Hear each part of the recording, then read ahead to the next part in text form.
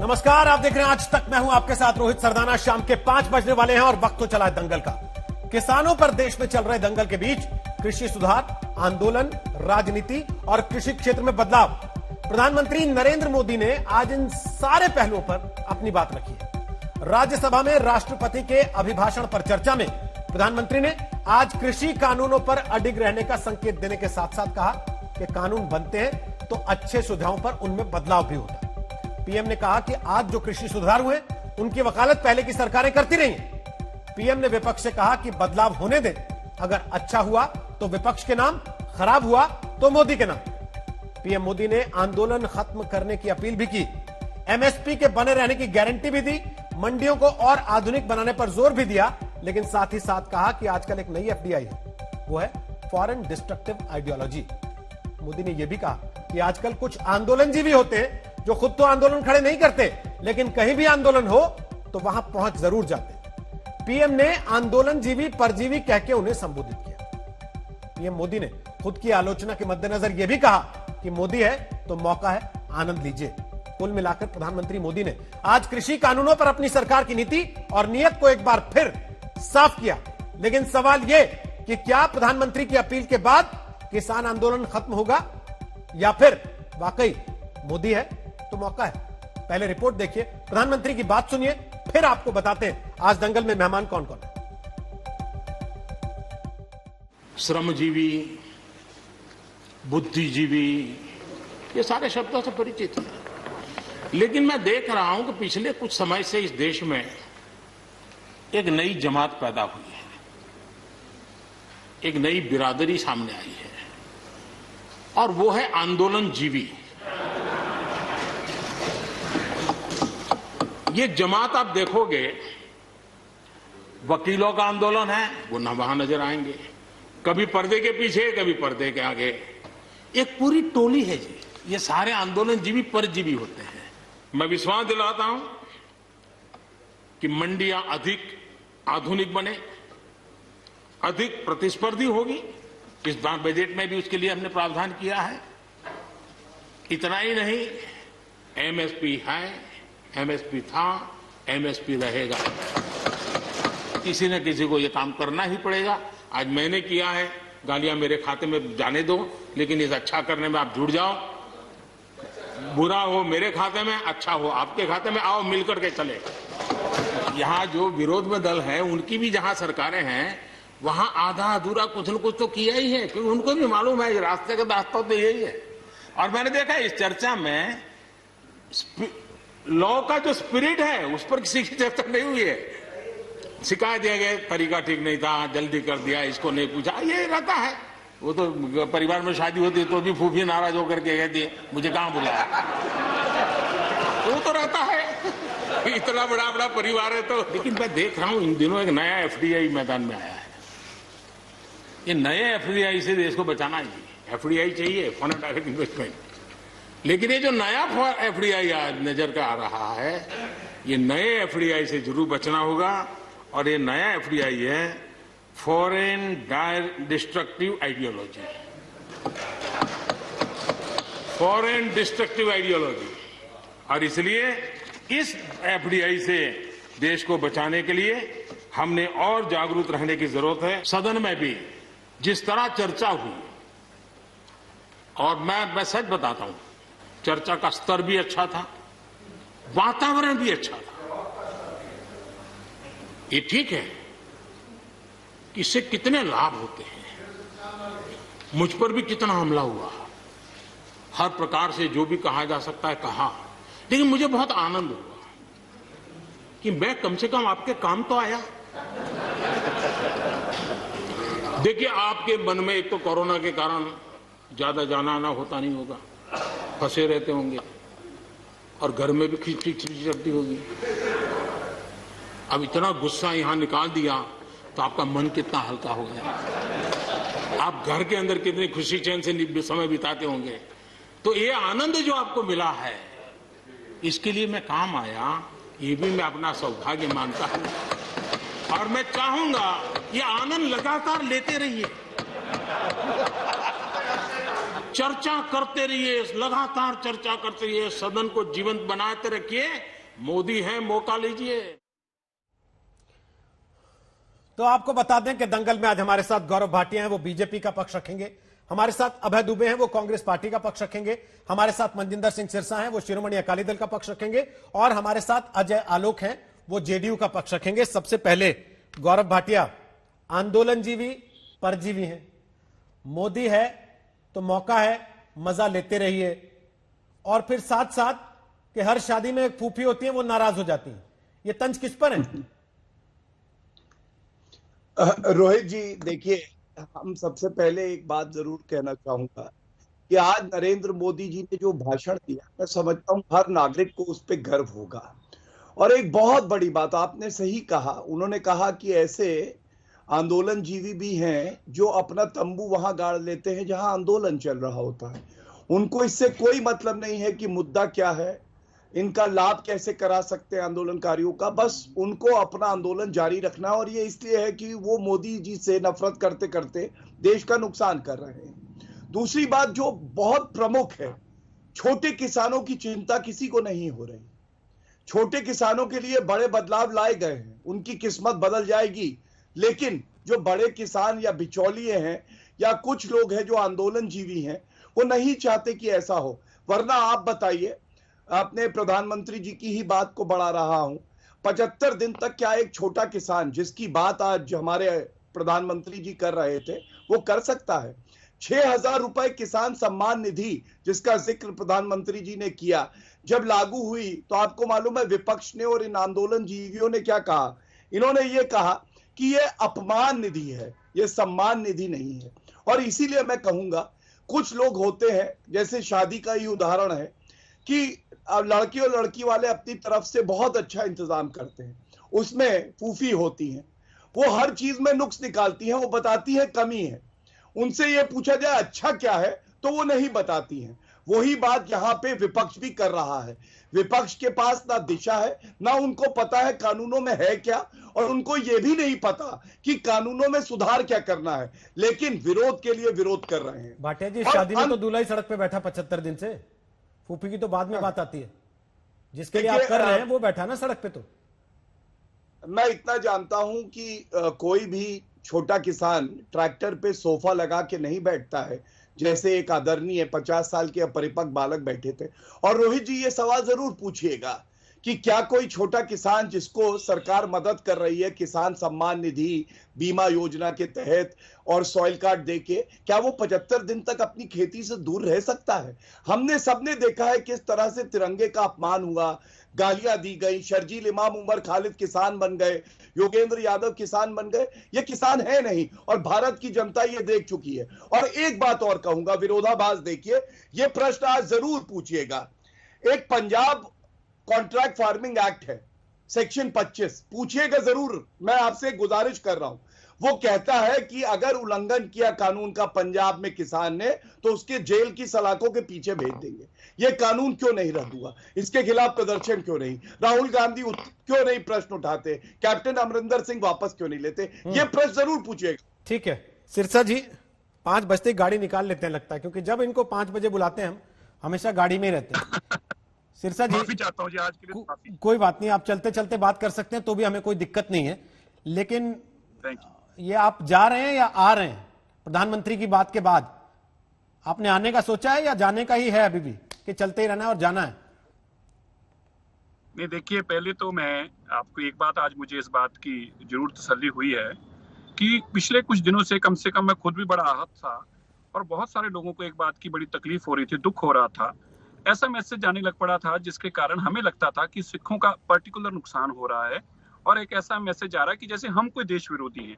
तो कम से कम आज प्रधानमंत्री जी ने जो अपने वक्तव्य में ये बात कही और सिखों के बारे में बताया, तो मुझे उम्मीद है कि बीजेपी के जो भी स्पोक्स पर्सन है या बीजेपी का जो भी नीचे तक का स्तर तक का आदमी इस भावना को समझेगा कि किसान आंदोलन किसानी का आंदोलन है।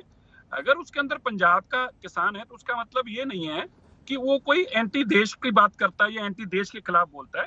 आप यकीन मानिए, पिछले कुछ दिनों से एक इस तरह का माहौल बन गया था जैसे बहुत सारे सवाल को घेरे, हमें लगता था कि हमारे पर्पस के लिए डाले जा रहे हैं और हमें सवाल किए जा रहे हैं। तो मुझे लगता है कि कम से कम एक तो आज बात बड़ी क्लियर होगी बीजेपी के सामने भी, कि जो बार बार हमारे ऊपर सवाल कर रहे थे, आज देश के प्रधानमंत्री ने ये तो देश को बताया कि कम से कम सिखों के ऊपर सवाल नहीं को खड़ा कर सकते। लेकिन सिरसा जी, उन्होंने एफडीआई भी बताई है, वो एफडीआई वहीं से तो आई ना, उसी की तरफ उनका इशारा था ना।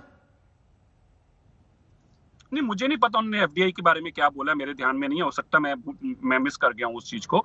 लेकिन आप ये मानते हैं कि सिख जो है देश के खिलाफ में कोई बात सुन सकता है, ये बोल सकता है? फॉरेन डिस्ट्रक्टिव इन्वेस्टमेंट, यानी कि बाहर से फॉरेन डिस्ट्रक्टिव आइडियोलॉजी, के आप विदेश से कोई ऐसी आइडियोलॉजी घुसाने की कोशिश होती है आंदोलन में जो देश को तोड़ने का काम करती है।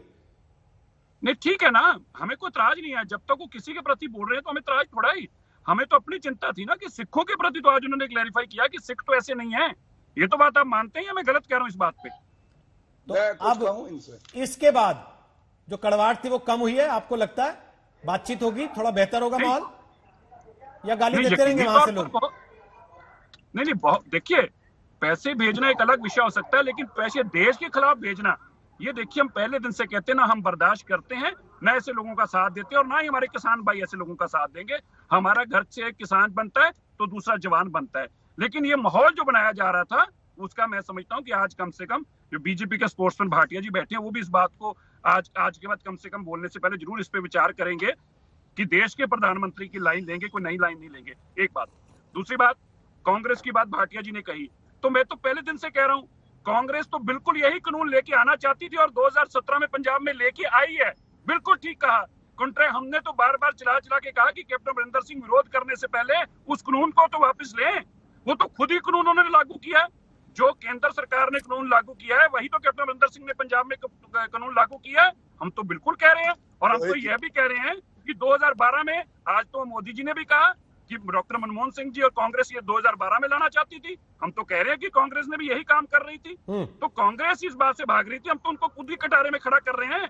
बिल्कुल कांग्रेस यही काम करना चाहती थी, कांग्रेस ने यही काम किया है, पंजाब के अंदर भी किया है, और कैप्टन अमरिंदर सिंह ने आज तक उस कानून को रद्द नहीं किया। गलत है। लेकिन अगर जी, आपकी बात पे मैं कमेंट लूंगा अभय जी से, उसके पहले गौरव भाटिया आपकी बात पे रिएक्ट कर रहे हैं। बोलिए गौरव भाटिया।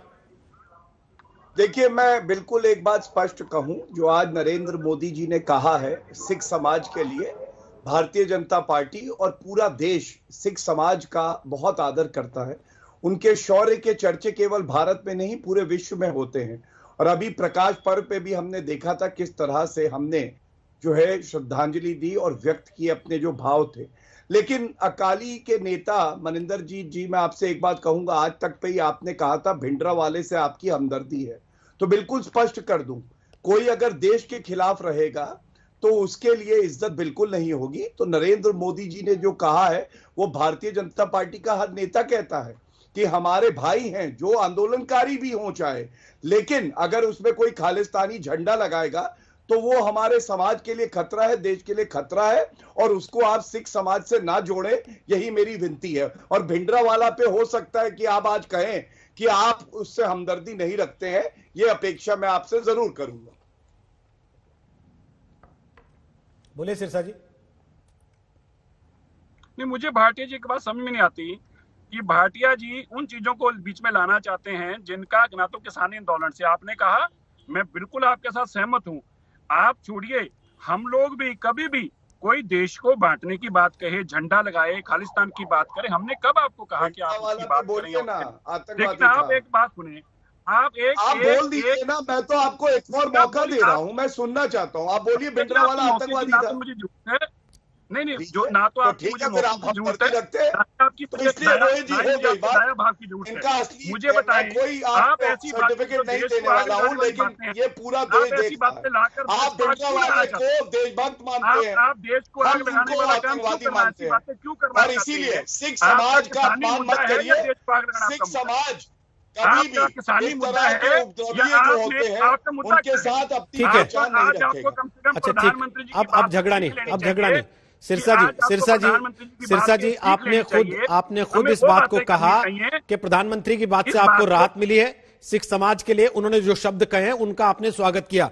लेकिन सर, इस बात से भाग नहीं सकते ना कि इस मामले में खास तौर पर जिस तरीके से प्रदर्शनों के दौरान खालिस्तानी झंडे लहराए गए हैं, उनके ऊपर सवाल उठना बनता है। जिस तरीके से फॉरेन फंडिंग इस मामले में दिखाई दे रही है, सवाल उठ रहे हैं, वो पूछने पड़ेंगे। अब आप सामने होंगे तो आपसे पूछेंगे, कोई दूसरा उनके पक्ष का आएगा तो उससे पूछेंगे। आप कह दीजिए हमारा कोई लेना देना नहीं, आप कह दीजिए कि नहीं हमारा इससे रिश्ता नहीं है, हम मान लेंगे, लेकिन हमारा कोई रिश्ता नहीं है। ठीक है सर, ना हम ऐसी फॉरेन फंडिंग के खिलाफ हैं जो हमारे देश के तोड़ने की बात करती हो, ठीक है, जो किसी देश के टुकड़े की बात करती हो। ऐसी फॉरेन फंडिंग जो लेता है वो भी पापी है और जो भेजता है वो भी गुनाहगार है। चलिए अजय जी और अभय जी दोनों के पास आता हूं फटाफट से। अभय जी, आप लोगों को, आपको क्या लगता है पीएम ने क्या कहा, आंदोलनजीवी कहा या फूफी कहा? आज प्रधानमंत्री जी का भाषण अच्छे शब्दों का भाषण था, मगर अर्ध सत्य और झूठे तथ्यों के आधार पर था। प्रधानमंत्री जी ने श्रमजीवी परजीवी का तो उल्लेख किया, मगर उनकी पूंजीपति जीवी सत्ता का उल्लेख करना प्रधानमंत्री जी भूल गए। प्रधानमंत्री जी, आत्मोद्भुक्त और अहंकारी सत्ता आत्मनिर्भर भारत का निर्माण नहीं कर सकती। आप पूंजीपति आश्रित सत्ता सरकार का निर्माण कर रहे हैं, जो हम होने नहीं देंगे। हम आपको साफ कर देना चाहते हैं प्रधानमंत्री जी, आपने आज कुछ अवसरों की बात की 2014 के बाद जो आपने पैदा किए उसका उल्लेख किया, और आपने राष्ट्रकवि मैथिली शरण गुप्त की कविता को भी आज के संदर्भित विषय पर बताने की कोशिश की। तो मैं भी सिर्फ 3 लाइन उनकी आज के संदर्भ में आपकी सत्ता पर मैथिली शरण गुप्त क्या कहते, वो कहते आपने तो अवसर सिर्फ पूंजीपतियों के लिए गढ़ा है, किसान तो चौराहे पर अपना हक मांगता पड़ा है, आपका कर्मक्षेत्र सत्ता के स्वार्थों से भरा है, पल पल है अनमोल, उठ भारत आंखें खोल। आपका पहला सत्य और तथ्य मैं उजागर करता हूं, ये 2014 का जून का परिपत्र सारे राज्यों को कहा समर्थन मूल्य के ऊपर 150 रुपए बोनस दिया तो मैं आपका अनाज खरीदना बंद कर दूंगा प्रधानमंत्री जी। ये दूसरा शपथ पत्र फरवरी 2015 का सुप्रीम कोर्ट का, जिसमें कह दिया कि 50% ऊपर समर्थन मूल्य अगर लागत का दे दिया तो मार्केट डिस्टॉर्ट हो जाएगा प्रधानमंत्री जी। ये तीसरा परिपत्र है जो कि बिहार का है। बिहार ने एक प्रेम पत्र लिखा प्रधानमंत्री जी आपको, उसकी एक लाइन में आपको बता देता हूं। उस बिहार के प्रेम पत्र में उन्होंने कहा है कि हमारे यहाँ जो इंफ्रास्ट्रक्चर है मंडियों का वो पूरी तरह खत्म हो गया, किसानों को फसलों के दाम नहीं मिल रहे, आप धान का मक्के का जो समर्थन मूल्य तय करते हैं बहुत अपर्याप्त है, 2526 और 2532 रुपए कर दीजिए। 2016 में आपने प्रधानमंत्री फसल बीमा का जिक्र किया प्रधानमंत्री जी। प्रधानमंत्री फसल बीमा योजना में 2016 खरीफ से लेकर 19 तक 26,140 करोड़ रुपए निजी कंपनियों ने शुद्ध मुनाफा कमाया। अगर ये नहीं होती तो वो सीधा किसानों के खाते में जाता। आपने एक के बाद एक 3 अध्यादेश लाने का दुस्साहस किया, भूमि के उचित मुआवजा कानून जिसको सारे राजनीतिक दलों ने मिलकर पास किया था। आपने प्रधानमंत्री सम्मान निधि की बात की, 15,000 रुपए प्रति हेक्टेयर आपने लागत का मूल्य प्रधानमंत्री जी बढ़ा दिया। 2,36,000 करोड़ रुपए किसानों से प्रति वर्ष निकालने लगे और फिर 60,000 करोड़ रुपए, 6,000 रुपए प्रति वर्ष किसानों को देने का स्वांग आप रच रहे हैं। इन 3 काले कानूनों में आपने असीमित मात्रा में संग्रहण की अनुमति दी है और मंडियां आपने कहा समाप्त नहीं होगी तो समाप्त होना प्रारंभ हो गई। मध्य प्रदेश उसका उदाहरण है, उत्तर प्रदेश उसका उदाहरण है, बिहार में तो है ही नहीं जो बिहार गाने गा रहा है। बिहार से नेता बैठे हैं, उनसे पूछता हूं, आपकी बात पे जवाब ले लेते हैं। अजय जी, इनसे पूछा था, इन्होंने तो बताया नहीं, पीएम ने आंदोलनजीवी इनको कहा या फूफी इनको कहा अपने भाषण में? नहीं, ये तो परजीवी है, ये आंदोलनजीवी नहीं है, ये पूर्ण रूप से परजीवी है। ये आंदोलनकारी को फंडिंग फाइनेंस करते हैं, इतना पैसा कमा लिया इन लोगों ने। अभय जी को बस यही कहूंगा, उम्र निकल गई आपकी, अपने मार्क्स ढूंढते ढूंढते सिर्फ शीशे साफ कर रहे हो आप। अरे अब तो संभालिए। आज तो मनमोहन सिंह जी को इंगित करके मनमोहन जी के शब्दों को प्रधानमंत्री जी ने कहा कि प्रधानमंत्री रहते हुए मनमोहन सिंह ने क्या कहा, वो आपने नहीं सुना। There's a need for an integrated big market where all the farmers can capitalize on goods. वो बात तो आपने नहीं सुनी। क्या वो तीनों कानून उसमें नहीं इंक्लूडेड थे? माननीय प्रवक्ता महोदय कांग्रेस के, जब एक बात सुना कीजिए तो सब बातें सुना कीजिए। आइए क्यों भूल जाते हैं कि आप विपक्ष में हैं लेकिन आप सत्ताधारी दल रह चुके हैं 60 वर्ष। ये सत्ता तो आएगी जाएगी, देश चलना चाहिए ना।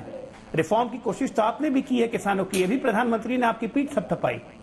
प्रधानमंत्री ने तो इतना तक कहा कि चलो अच्छा है, मोदी तो वही कर रहा है जो मनमोहन सिंह ने राह दिखाई। लेकिन आप लोग निराशा कुंठा से इतने ग्रसित हो गए हैं कि मोदी का नाम सुनते ही आप लोग को मिर्ची लगने लगती है। अरे अच्छा काम देश के लिए हो रहा है, ऐसे क्यों नहीं चेंज करेंगे ऐसे कानून को जिसके कारण पिछले 70 वर्षों में आपके नेता कहते थे कि लगभग 1.5 लाख किसानों ने खुदकुशी कर ली। कानून बदलने की जरूरत है। आपके नेताओं का ऑन रिकॉर्ड बयान है। आज जब उस चीज में एक प्रयास हो रहा है तो उसमें सुधारों की जगह आप झूठ मूठ कमीन में एक निकाल रहे हैं। आज फिर प्रधानमंत्री ने पूरे राज्यसभा में कहा कि कानून पे मूल बात पे चर्चा ही नहीं हो रही है कि भाई इस कानून में काला क्या है। न सिरसा साहब बोल रहे हैं न कांग्रेस बोल रही है। बस वापस ले लो कानून जी। क्यों ले लो? अपने राज्यों में लगा के रखा हुआ है, पंजाब में लगा के रखा हुआ, महाराष्ट्र में लगा के रखा हुआ, ज्ञान दूसरे को बांट रहे हैं। कानून वापस ले लो। क्यों ले लो? आप किस बात पे खफा है? आप इस बात पे खफा है कि दोबारा मोदी जी क्यों आ गए? उससे आपके खफा होने से क्या होगा? जनता के बीच में विश्वसनीयता तो आपकी जा रही है ना। हर चीज में विरोध करना, विदेशी ताकतों को सपोर्ट कर देना, यह कहना कि विदेशों में भारत की बड़ी बदनामी हो रही है, सबसे क्या आप अपने आप को हल्के कर रहे हैं?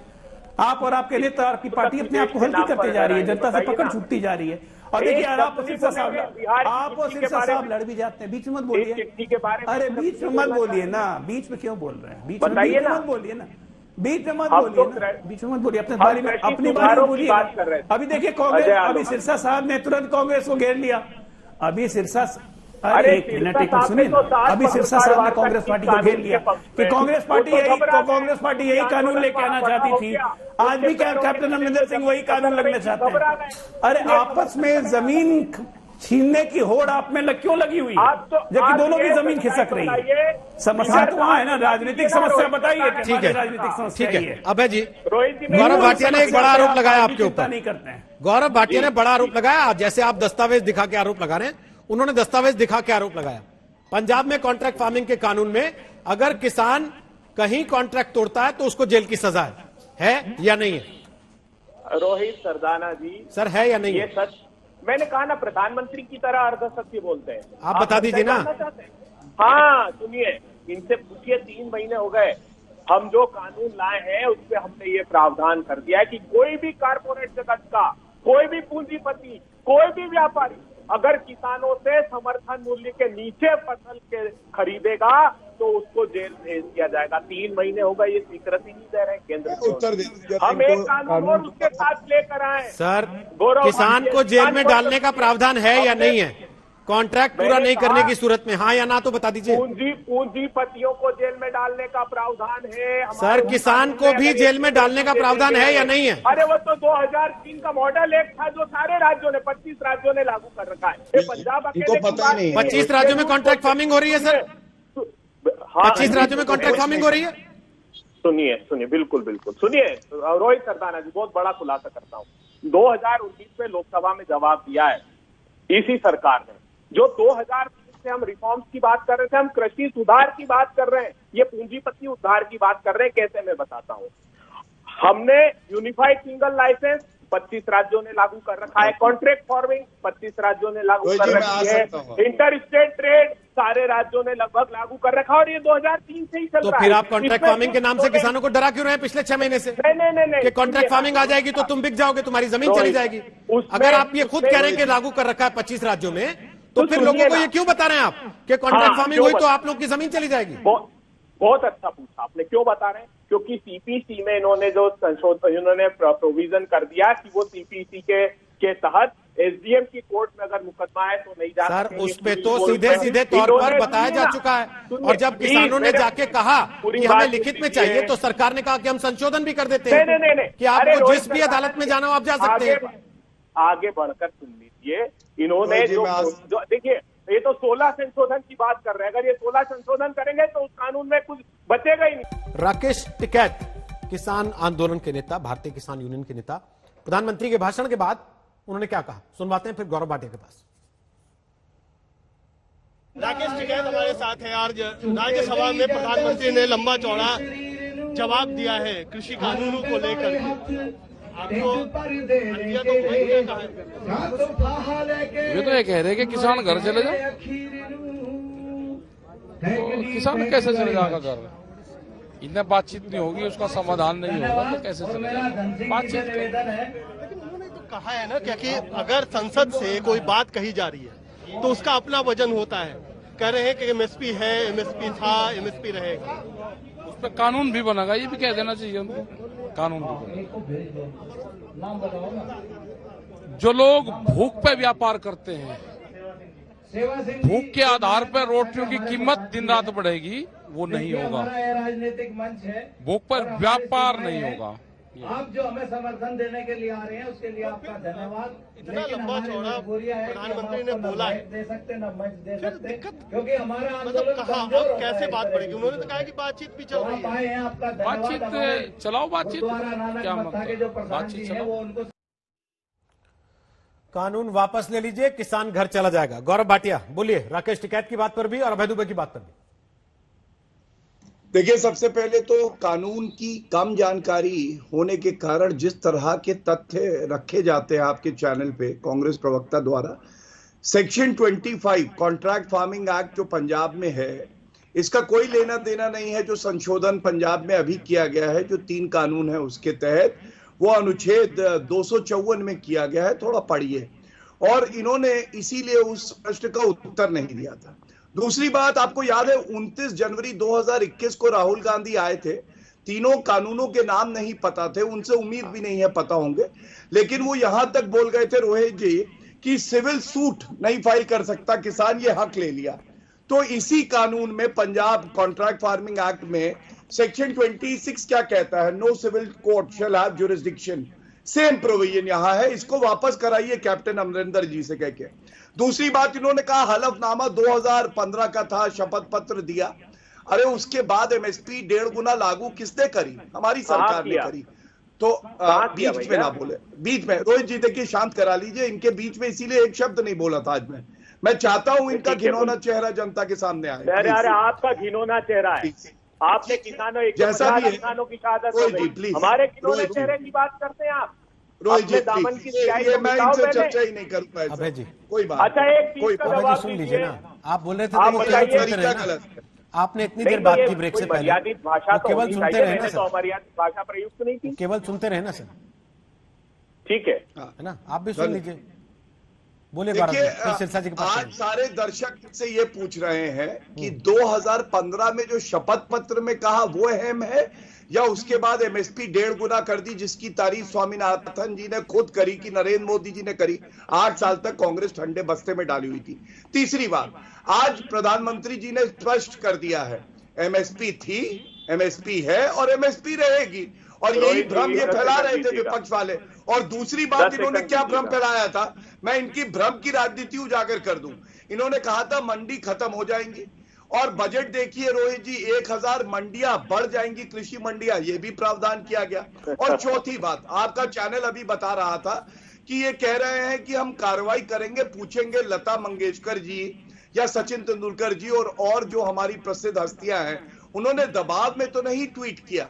अरे इनको तो पहले कहना चाहिए कि जो धालीवाल है, पोएटिक जस्टिस फाउंडेशन, उनके खिलाफ जो है मुंबई पुलिस भी जांच करे, कहीं रुपया मुंबई से तो नहीं आ रहा। क्योंकि आजकल जितनी भारत विरोधी गतिविधियां हैं, सबसे ज्यादा प्रखर रूप से महाराष्ट्र में और मुंबई में होती हैं। और भारत रत्न सचिन तेंदुलकर और लता मंगेशकर जी से अब आप पूछताछ करेंगे। ये दिन आपके कांग्रेस पार्टी के सरकार के आ गए, महाआघाड़ी सरकार है, या आप केवल देश विरोध करने के लिए? अभय जी, और आप में रणदीप सुरजेवाला का ट्वीट है, अभय जी, हरियाणा के ट्वीट को करते हुए ठीक गौरव, अभय जी शॉर्ट एंड क्रिस्प, फिर सिरसा जी वेट कर रहे हैं। वकील होने के बावजूद ये नहीं जानते कि अगर कोई केंद्र सरकार किसी विषय पर कानून बना दे तो राज्य सरकार का उसी विषय का कानून एग्जिस्ट नहीं करता। राज्य सरकार का कानून है भैया, आपको नहीं पता? आर्टिकल इनको पता ही नहीं है, राज्य सरकार का कानून है। रोहित जी प्लीज, ना केंद्र सरकार से कुछ नहीं कैसे पता। वकील यहाँ आप सुनिए, जाके पूछेगा, बताएंगे कैसे वकील है। सच्चाई अरे ये प्रदेश का कानून है, 2013 में आया था, हरियाणा ने मुख्यमंत्री अकाली दल के थे। पर्याप्त दे रहे हैं ये वाला कानून है, इसका क्या लेना देना? सिरसा जी से पूछ लेंगे ना, समर्थन मूल्य एक गवाह है ना पंजाब की राजनीति का, और उनसे पूछ लेंगे अभी। अभय जी बात पूरी कर लें, उसके बाद सिरसा जी बोलेंगे। बोलिए अभय जी, फटाफट बोलिए। और मुझे ये बता दीजिएगा, आपने जहां से बात शुरू की थी कि सरकार अहंकारी है, तो जो भारत रत्न जिसको बनाए उसके बाद उसके ऊपर आईबी लगा दे, ये जांच करने के लिए इसने ट्वीट किसके कहने पे किया, वो अहंकारी है कि नहीं है, वो भी बता दीजिएगा। बोलिए। रोहित सरदाना जी, देखिए ये जो आपने पहले सवाल किया था ना, ये सवाल फूफियों का है नहीं, फूफी को जबरदस्ती बदनाम कर रहे हैं। ये तो जो आप मान रहे हैं कि फूफी आप ही हैं? नाराज हो जाएंगे, वो फूफी नाराज हो जाएगी, पूंजीपति, वो पूंजीपति जो फूफा है वो नाराज हो जाएंगे, इसका डर है प्रधानमंत्री को। और ये इनकी राज्य सरकार, सुनिए हरियाणा लिख रहा है कि आप जो समर्थन मूल्य तय कर रहे हैं, अरे अपना मैनिफेस्टो छत्तीसगढ़ का 10 दिन में कर्जा माफी हुई नहीं। इनकी सरकार बिहार की, ये अजय आलोक बैठे वो चिट्ठी लिख रहे हैं। मैंने आपको बिहार का भी वो एक्ट आपको भेजा है। ये वकील होकर इतना नहीं जानते गौरव भाटिया जी कि अगर सेम सब्जेक्ट पर किसी ने कानून बना दिया तो वो एग्जिस्ट नहीं करेगा। ठीक है, अभी सिरसा जी आ रहे हैं चर्चा में, पहले उस बात का जवाब दे दीजिए फटाफट कि तेंदुलकर के ऊपर आईबी लगाना वो अहंकारी सरकार की निशानी नहीं है। आपको मैं दिखाऊं कितने फिल्मी सितारों ने कोरोना काल में उद्धव ठाकरे की तारीफ में एक व्हाट्सएप ग्रुप के ट्वीट किए थे, वो आप लोगों ने करवाए थे पैसे देके या धमका के? दिखाऊं मैं अभय जी आपको? इतनी बड़ी भारत रत्न जैसी हस्तियां दबाव में तो नहीं है। तो देश के पक्ष में ट्वीट करना अपराध है क्या?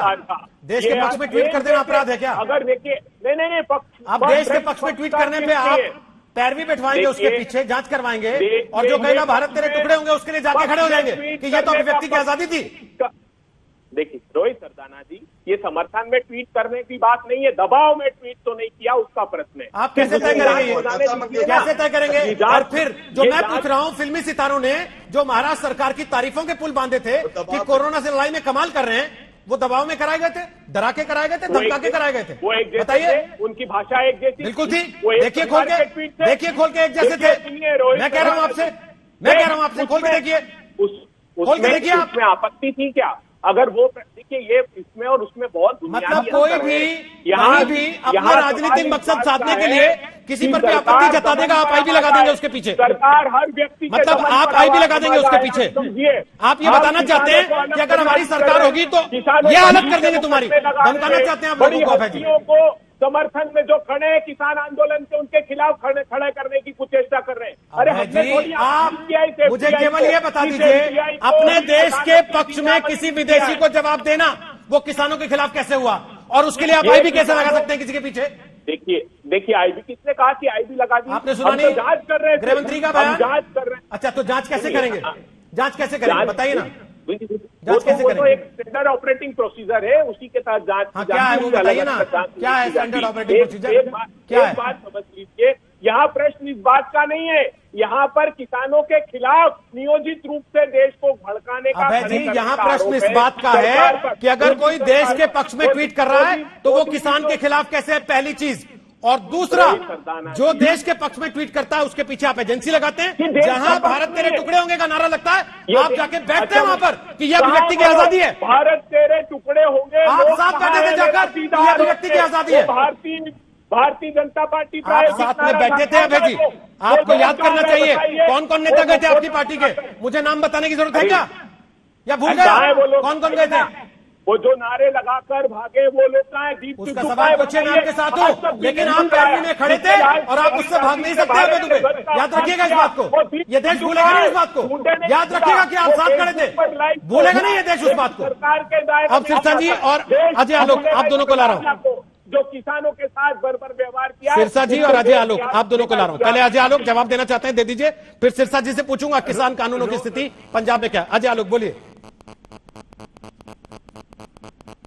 रोहित जी, इस देश में ये स्टैब्लिश हो चुका है कि निराशा और कुंठा में डूबी हुई कांग्रेस पार्टी और उसका नेतृत्व अब धीरे धीरे फेडरल स्ट्रक्चर के खिलाफ ही काम करना शुरू कर चुका है देश के। ये हर उन तत्वों को भरोसा देते हैं, बढ़ावा देते हैं और उनको एड करते हैं और अबेट करते हैं जो किसी न किसी तरीके से भारत के फेडरल स्ट्रक्चर को नुकसान पहुंचाने की कोशिश कर रहा हो। आप याद कीजिए 2014 से लेकर 20 तक ये अवार्ड वापसी गैंग, इतने अवार्ड वापस किए गए। तो क्या आज हम ये कह दें कि ये अवार्ड वापस कांग्रेस से कहने पे इन लोगों ने किए हैं क्योंकि अवार्ड कांग्रेस पार्टी के टाइम में मिला था? अगर इस तरह की हरकत एक राजनीतिक दल करने लगे तो क्या देश का लोकतंत्र कभी सुरक्षित रहेगा? कांग्रेस पार्टी अपना मजाक उड़ा रही है, दिन ब दिन गिरते जा रही है। और देखिए, शेमलेसली डिफेंड कर रहे हैं महाराष्ट्र गवर्नमेंट को कि तेंदुलकर और लता मंगेशकर पे जांच करना ठीक है। हम जांच का आदेश दिए, किस बात की जांच के आदेश दिए भाई? एक विदेशी आके अपमान कर रहा है, उसके विरुद्ध में कोई ट्वीट कर रहा है, कभी देश को एकजुट रहना चाहिए, उसकी जांच आप करवाएंगे और उसको शेमलेसली आप डिफेंड करेंगे? राहुल गांधी को बोलिएगा डिफेंड करने, उनकी राह में पार्टी बिछा रहे, उनकी राह में कील बिछा रहे, ये सम्मान हो गया। कांग्रेस पार्टी को माफी मांगनी चाहिए। किसान तो भला आप करते ना, किसानों की ये हाल नहीं होती। 1.5 लाख किसानों को मार के चली बिल्ली हज करने। उनकी अरे सबसे निर्लज पार्टी है आप लोग, शर्म नहीं आती है। सम्मान हो गया, मुझे इनका देखा देखी एक से एक नेता कुछ बोलते रहते हैं। शरद पवार कोई बयान दे देते हैं कि तेंदुलकर को इसमें नहीं पढ़ना चाहिए। क्यों नहीं पढ़ना चाहिए भाई? आपके हिसाब से चलेगा देश? बताइए ना। अरे अपने ऑटोक्रेसी के दिमाग से बाहर निकलिए। 10 जनपद तक देश नहीं सिमटा हुआ है। अब ये क्षमा नहीं करे, 10 जनपद तक देश नहीं सिमटा है। देश आगे बढ़ गया है। अभय जी कहीं के नहीं रहेंगे, आप कहीं के नहीं रहेंगे। 10 जनपद की परिक्रमा करनी बंद कीजिए। अरे डिक्टेटर की तरह बिहेव नहीं अब देश रहेगा। वो दिल लद गए, मारते हैं। अरे आप दिल लद गए। आ जाती है कितनी निर्लजता। नेशनल हेराल्ड की चोरी करते करते अब देश की चोरी करने लगे हैं आप लोग। अरे वो 1,00,000 करोड़ रुपए चुप रहिए, फालतू आप चिल्ला रहे हैं। आप जानते हैं बिना बात के चिल्ला रहे हैं आप। बिना बात के आप चिल्ला रहे हैं। आपको शर्म भी नहीं आती? माफी मांगनी चाहिए पहले आपको। अरे आप मांगिए देश से माफी, पहले माफी मांगिए। चलिए प्लीज चलिए, झगड़ा नहीं। जो महाराष्ट्र सरकार सिरसा जी आखिरी कमेंट। राकेश टिकैत कह रहे हैं कानून वापस नहीं होंगे तो घर वापस नहीं जाएंगे। सरकार के लिए कानून तो रहेंगे। आपको मुझे गाली देनी है, दे दीजिए। पीएम कह रहे हैं अच्छा हो तो आप रख लीजिएगा, बुरा हो तो मेरे खाते में डाल दीजिएगा। ये पीएम ने आज संसद में कहा, आपने सुना भी होगा। सिरसा जी लास्ट कमेंट। रोहित जी, आपको एक बात अप्रिशिएट करनी पड़ेगी। सुप्रीम कोर्ट ने भी ये स्टार्टिंग में कहा था कि किसानों का सरकार के साथ विश्वास नहीं है, ये ट्रस्ट डेफिसिट है। तो अगर आज किसान इस बात को कह रहा है तो ये प्रधानमंत्री जी ने जो उनको बात कही किसानों को, तो ये तो किसानों के साथ बैठ के उनके मंत्रियों को चर्चा करके और प्रधानमंत्री जी की बात चर्चा करा के इस मसले को तो उनको निपटाना, हम तो कुछ कर नहीं सकते। किसानों की, हम तो सिर्फ किसानों की हमदर्दी के लिए खड़े हैं। मैं एक बात कहना चाहता हूँ, आज भी जो टीवी पे डिबेट हो रही है रोहित जी, इस डिबेट से किसानों का नुकसान होता है। हम तू में करके किसानों को एक ईगो सिस्टम में लाके खड़ा कर देते हैं। वो कह रहा है वो किसान गलत है, वो कहता है वो किसान गलत है, दूसरा कह रहा है किसान छोटा है। एक बड़े वाला किसान आ जाता है, एक छोटे वाला किसान आ जाता है। किसान किसान है, किसान की कोई बड़ा और छोटा नहीं होता। और गेहूं एक ही भाव बिकता, चाहे बड़े किसान का हो चाहे छोटे किसान का हो। ये वहम डालना बंद किया जाए सरकार की तरफ से भी। चलिए सर, लड़ाई तो इसी बात की थी ना कि बड़े किसान का गेहूं तो महंगा बिक जाता है, लेकिन छोटा किसान मंडी पहुंचता ही नहीं। छोटे किसान से बड़ा किसान सस्ते में खरीद के मंडी तक महंगा कर देता ले जाते हुए। और उसी सिस्टम को ब्रेक करने के लिए सरकार ने कहा हम कानून लेके आए। तो सवाल हमने आपसे पूछा, क्या आंदोलन जीवियों पर मोदी के प्रहार से किसान आंदोलन कमजोर होगा? 72% लोगों को लगता है हाँ, 28% को लगता है नहीं।